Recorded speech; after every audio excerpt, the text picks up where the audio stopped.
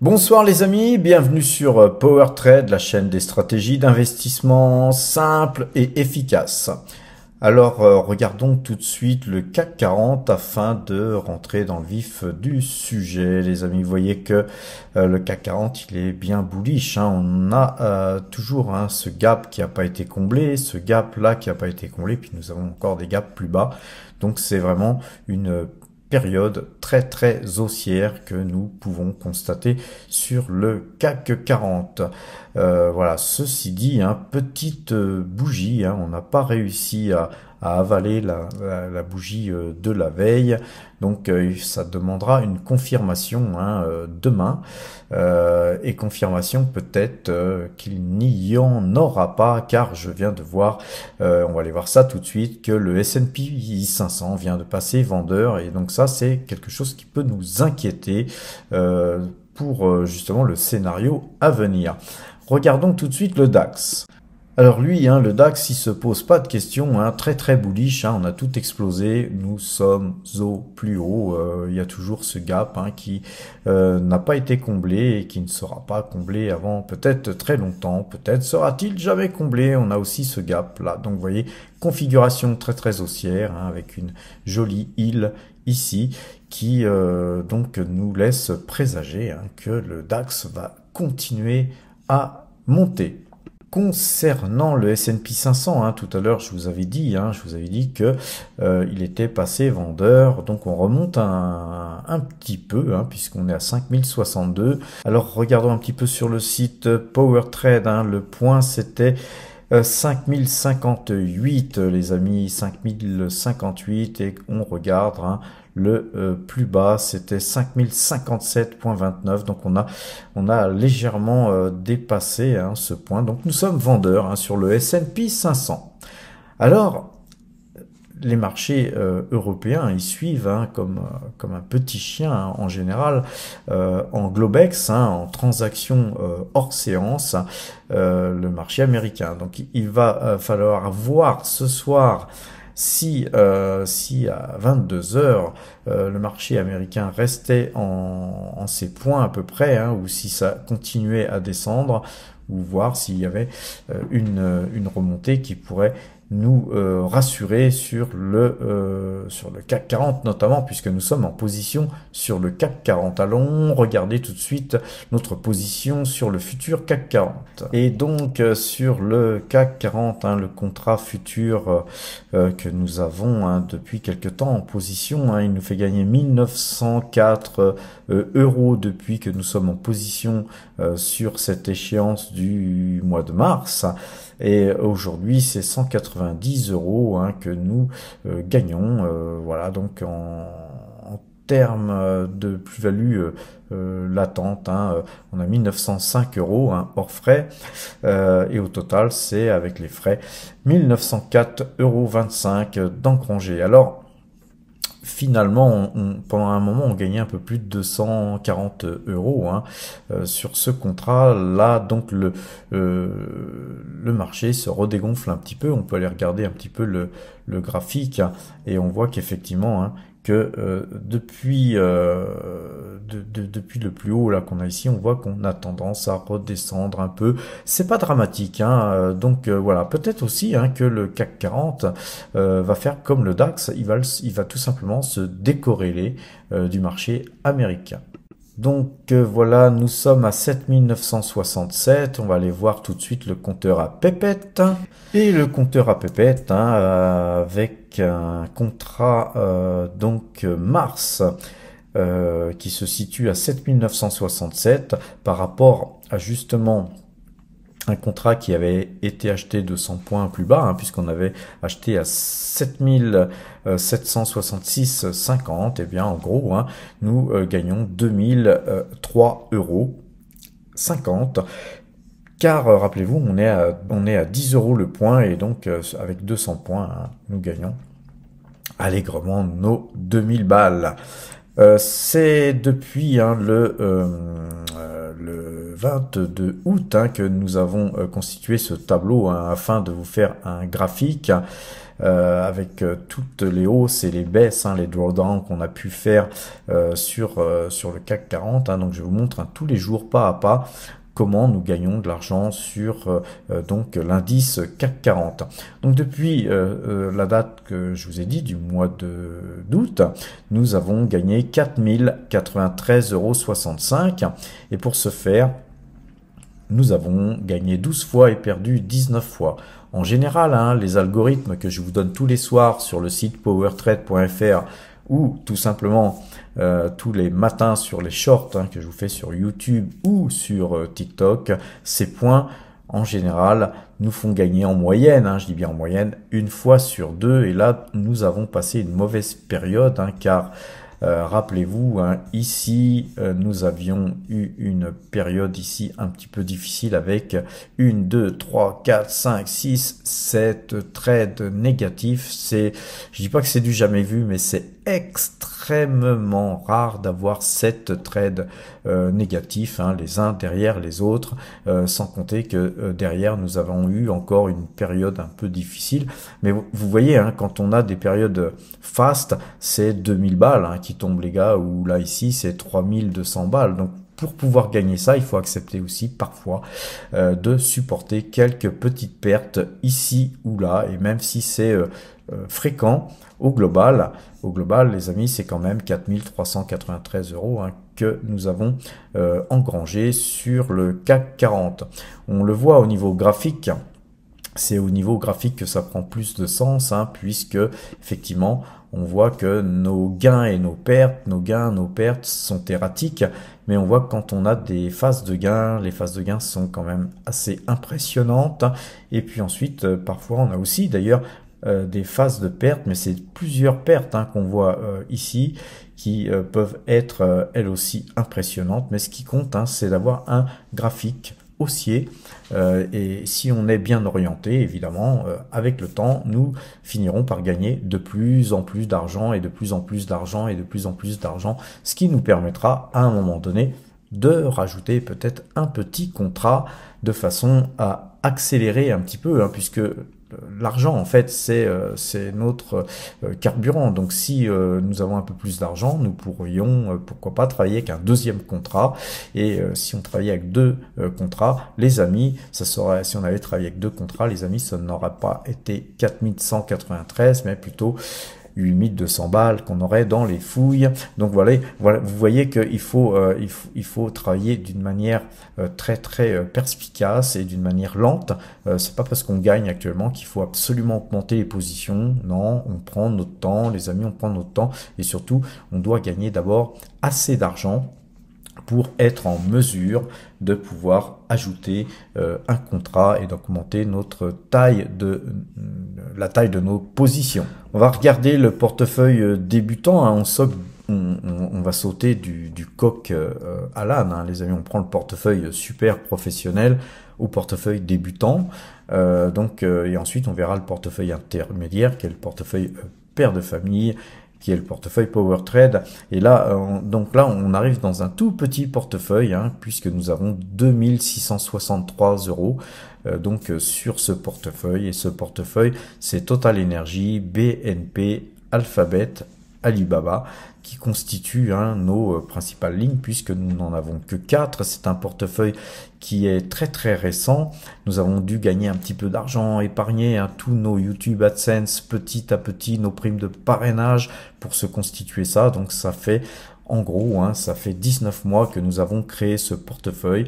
C'est un portefeuille sur lequel j'apporte beaucoup d'énergie, puisque l'essentiel de tous ces gains ici, c'est toutes les vidéos YouTube que je vous fais tous les soirs qui nous apportent des YouTube AdSense, et c'est grâce à ça que je peux donc monter ce petit portefeuille débutant qui vous permet de voir comment en injectant de l'argent tous les jours, tous les mois, comment ce portefeuille peut grossir, puisqu'il y a 19 mois, nous étions à 0, les amis. Nous sommes aujourd'hui à 2663 € et nous ne sommes qu'au début, au balbutiement, puisque ce n'est que vraiment le départ, hein. Très bientôt, on aura de quoi remettre de l'argent sur le compte espèces, hein, puisque le compte YouTube AdSense continue de gonfler, les primes de parrainage ainsi que la prime morning. Là, on pourra bientôt mettre tout ça sur donc le compte espèces et nous pourrons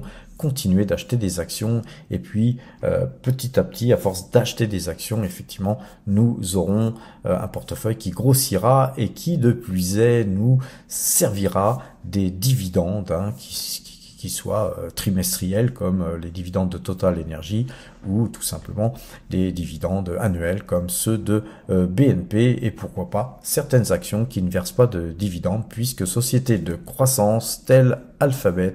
Donc ce portefeuille, il s'adjuge 33,86%.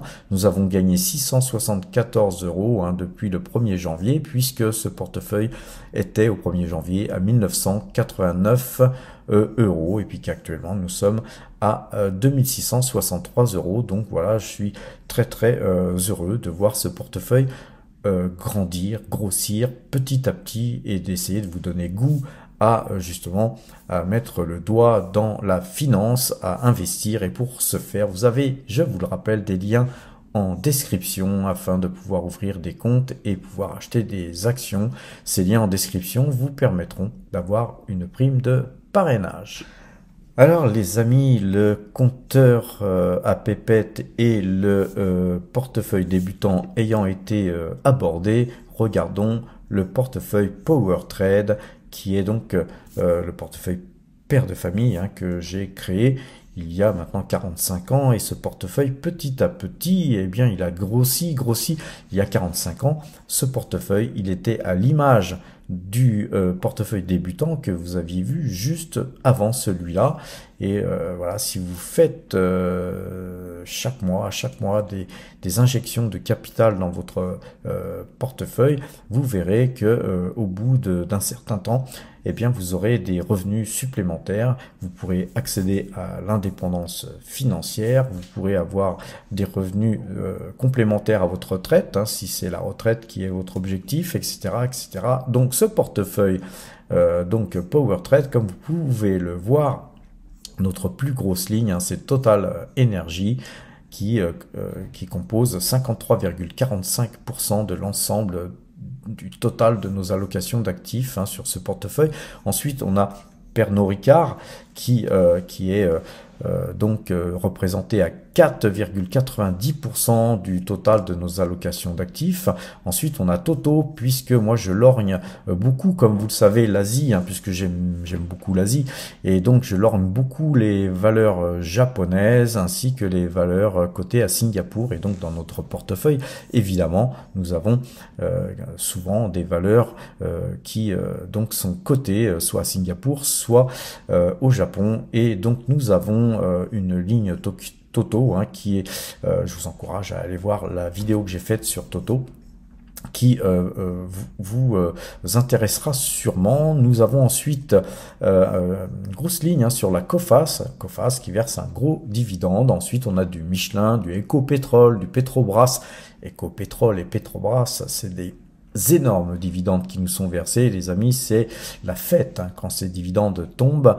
On a aussi du Verallia, du AXA, du L'Oréal, et vous voyez que on a aussi quelques cryptos. Alors vous voyez qu'on a 15 390 € en crypto. Moi, j'avais dû investir un peu moins de 3000 € en 2020, je crois. Donc, en 4 ans, ces 3000 € sont devenus 15 390 €, les amis. Donc, voilà, notre portefeuille crypto, hein, il augmente, mais moi, je ne bouge pas. Les cryptos, je les hold et rien de plus. Et on voit que là, le pourcentage des cryptos, ça représente 1,35% de l'ensemble de nos allocations d'actifs. Nous avons une configuration sur les cryptos, hein, surtout sur le BTC, très acheteuse. Donc nous on conserve nos cryptos. Je pense qu'on pourrait faire à un moment donné une vidéo sur où pourrait aller le Bitcoin, mais pour l'instant, voilà, on va se contenter de regarder nos valeurs qui justement composent le plus d'allocations d'actifs sur ce portefeuille. C'est ensuite Thales qui représente 1,20% de l'ensemble de nos allocations d'actifs, et ensuite on a du Intesa Sanpaolo qui représente 1,16% les amis. Et donc d'ailleurs j'en profite pour corriger parce que j'ai une petite faute de frappe ici sur le nom de la société, et globalement donc ensuite après c'est des lignes de plus en plus petites mais quand même conséquentes, comme Coca-Cola qui représente 0,86% de l'ensemble de nos allocations d'actifs. Ce portefeuille, les amis, se porte relativement bien aujourd'hui puisque nous avons encore augmenté par rapport à hier.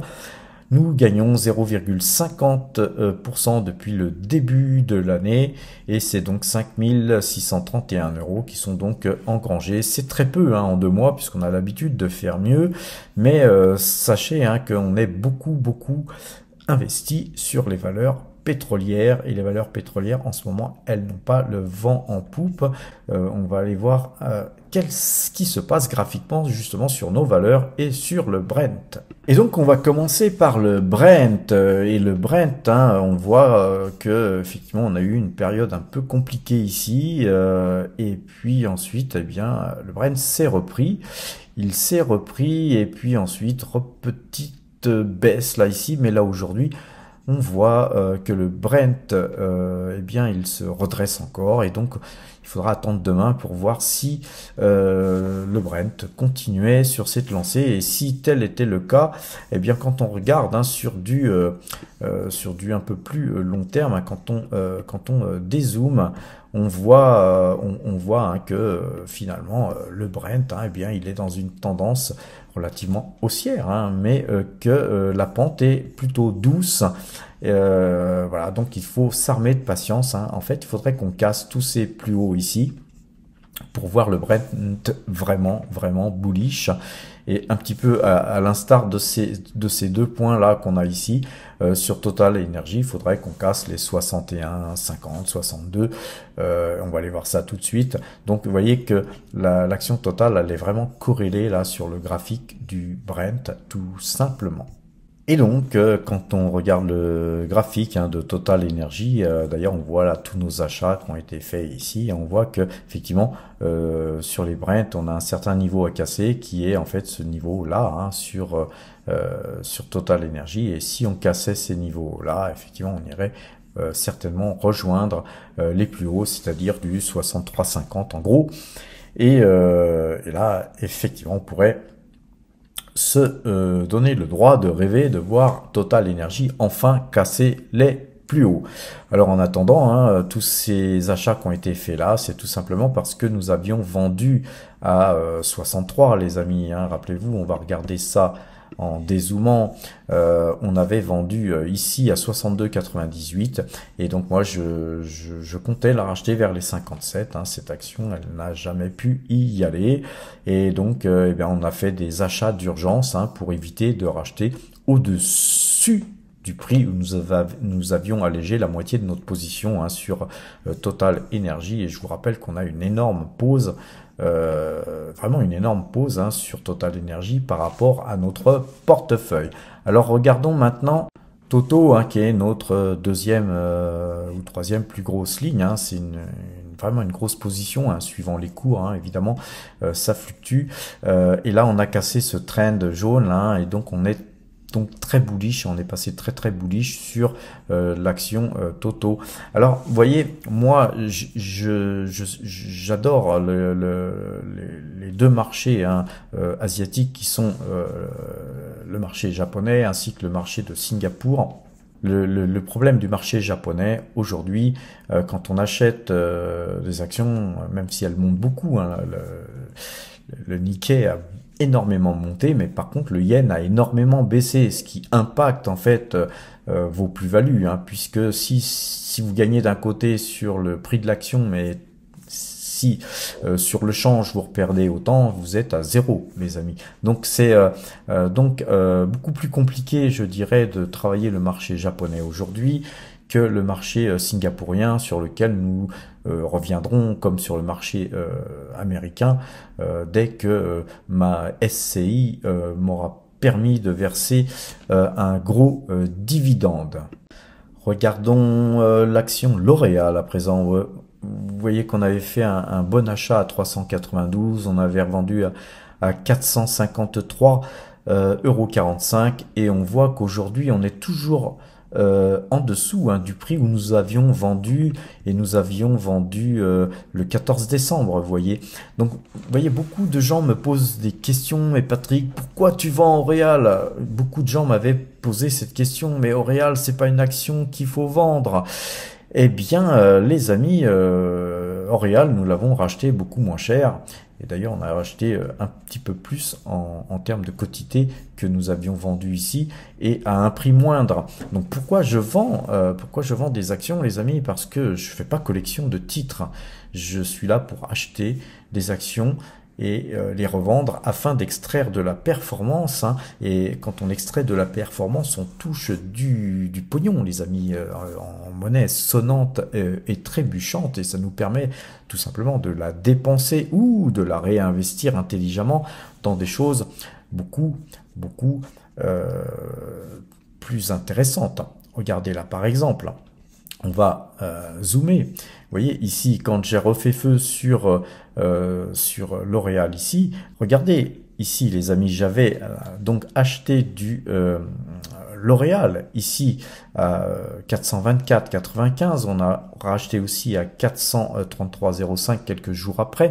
Mais pourquoi j'avais acheté ici? Parce que dans le même temps, eh bien, j'avais vendu du Hermès qui avait monté de 7%, et donc il y avait 14% de différence entre les ventes sur Hermès et mon achat sur L'Oréal, que j'ai acheté à bon compte, puisque j'ai acheté L'Oréal avec de l'argent d'Hermès et de l'argent de L'Oréal qui avait été vendu à 453. Donc vous pouvez voir que si vous faites ce genre de mouvement, ce genre de réallocation d'actifs, eh bien, petit à petit, si vous faites ça un bon nombre de fois dans votre vie, à un moment donné, eh bien, vos actions, elles seront gratuites, elles vous auront rien coûté, et c'est à ce quoi je m'attache chaque jour, les amis.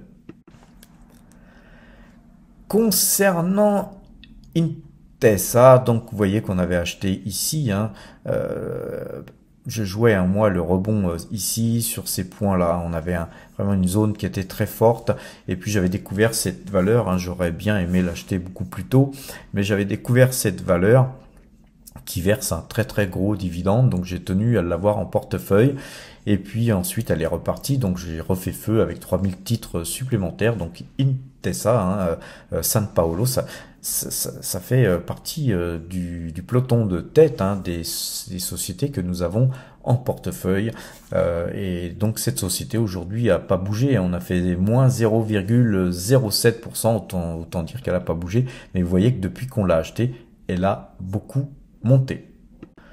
Tout comme AXA d'ailleurs, AXA qui aujourd'hui a monté, elle, par contre, de 0,03%, donc autant dire rien du tout, mais elle a cherché des plus hauts dans la journée, et ça c'était aussi un signe que cette valeur elle est suivie, et qu'elle est achetée, et qu'il y a bon nombre de gens qui l'accumulent. Donc nous on reste en pause, on l'a acheté à 30,74 € et 30,79 €. Voilà, 32,38 €. On conserve, je pense qu'on va aller bien plus haut. Alors concernant l'action Parex, et donc on voit qu'on a un joli pattern haussier qui se construit. Donc là aussi, on a fait un petit achat sur cette valeur, sur un rebond. Moi j'ai joué quand on a eu cette grosse bougie rouge, j'ai tracé ce trend orange, et on a joué le rebond là-dessus, sachant que si effectivement on cassait ce trend, nous aurions certainement coupé notre position de façon à éviter d'avoir de grosses pertes sur ce titre, hein. Mais là on est vraiment sur un pattern haussier, donc on va conserver précieusement cette valeur qui verse un très généreux dividende.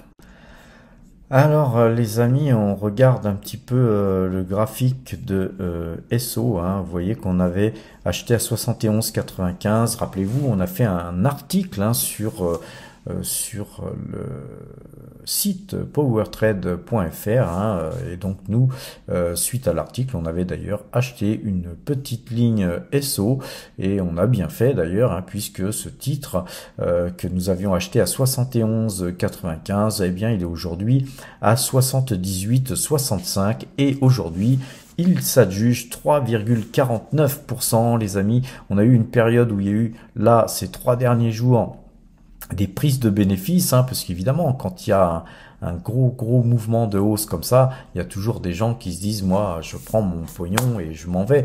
Je fais souvent partie de ces gens-là, les amis. Quand on a gagné autant, hein, des fois faut pas persister. Mais là le dossier SO est très intéressant, et donc nous on va rester sur ce titre, et je pense qu'il y a pas mal de gens qui pensent comme moi ici, puisque aujourd'hui en une seule séance on a regagné en fait ces 3 bougies, et donc tous ces gens qui ont pris les bénéfices, eh bien en gros, hein, ils doivent peut-être bien commencer à le regretter, mais c'est comme ça la bourse, hein, les amis. On est tous toujours à même à se retrouver dans des situations pareilles, avoir pris nos bénéfices trop tôt. Mais j'ai toujours coutume de dire, on ne meurt pas d'un petit bénéfice, les amis. Tous ceux qui ont pris leurs bénéfices ici, c'est pas une erreur, hein, si vous avez gagné tout ce mouvement. À la limite, si vous avez acheté par ici, eh bien vous avez acheté mieux que moi, et ben vous avez fait un excellent travail, et on ne peut pas vous le reprocher. Maintenant, ceci dit, hein, voilà, la bourse, c'est, comme je le dis souvent aussi, c'est aussi le temple des regrets. Alors les amis, on n'a pas le temps de regarder toutes les valeurs que nous avons en portefeuille. Mais regardons Alibaba. Je ne sais pas pourquoi on n'a plus les cours sur lesquels nous avions acheté, mais c'est pas grave, faudra que je les remette, ça a dû sauter. Donc Alibaba, hein, je crois qu'on avait acheté sur les 71 ou 70 dollars. Et bien écoutez, on est à 77 dollars, les amis. On a donc une belle hausse encore aujourd'hui, hein, puisque Alibaba gagne 1,50%, et on est dans un petit canal haussier, hein, qui est en train de se former. Donc belle configuration haussière. Il faudrait qu'on casse ce plus haut, hein, ici, pour vraiment voir le titre, je pense, booster d'une manière dont on n'imagine même pas, car ce titre est vraiment, même à ce prix, très bon marché. On va pas regarder plus que ça nos valeurs, hein. On a fait déjà un bon petit tour de nos valeurs. On va regarder un petit peu sur notre watching list. En fait, j'ai plusieurs watching lists, mais c'est surtout ma page favorite. Et donc là, on voit qu'on a Lotus Bakery, hein, qui redonne du terrain, hein. On a été à, imaginez, hein, sur Lotus Bakery, on a été à 9410 €. Et là, actuellement, nous sommes à 9720 €. On a une moyenne de 12 qui est passée vendeuse. Donc voilà, nous on attend, hein. Si on pouvait racheter, hein, vous voyez, tout ça c'est des trades qu'on a fait, on a extrait de la performance à chaque fois, hein, sur cette valeur, mais on s'obstine pas, hein. Encore une fois, nous on avait acheté ici, on a vendu ici, le titre il a continué à monter. Ben temple des regrets, hein, les amis, c'est la bourse, on a extrait de la performance, on ne meurt pas d'un petit bénéfice. Mais j'aime bien aussi dire une autre chose, c'est que ce sont les petits ruisseaux qui font les grandes rivières. Alors on va regarder peut-être Tesla. Eh bien oui les amis, on voit bien que Tesla, quand elle est sortie de ce canal baissier, hein, eh bien on a vu qu'elle s'est mise à monter, hein, tout simplement, mais elle a une hausse relativement saine. D'ailleurs, hein, elle n'a pas des velléités de hausse de plus 10% ou 15%, comme on a pu le voir parfois dans le passé, quand cette valeur se retournait à l'achat. Et là, on a un petit pattern haussier sympathique. Donc on voit d'ailleurs qu'on a fait des plus hauts aujourd'hui, mais qu'on prend des bénéfices. Alors actuellement, elle prend plus 0,29%. Voilà, en tout cas, c'est sain. Moi, j'aime bien voir ce genre de graphique où c'est sain, où on peut construire dessus, on peut tirer, vous voyez, on peut tirer tirer les traînes un peu plus loin, on peut se projeter.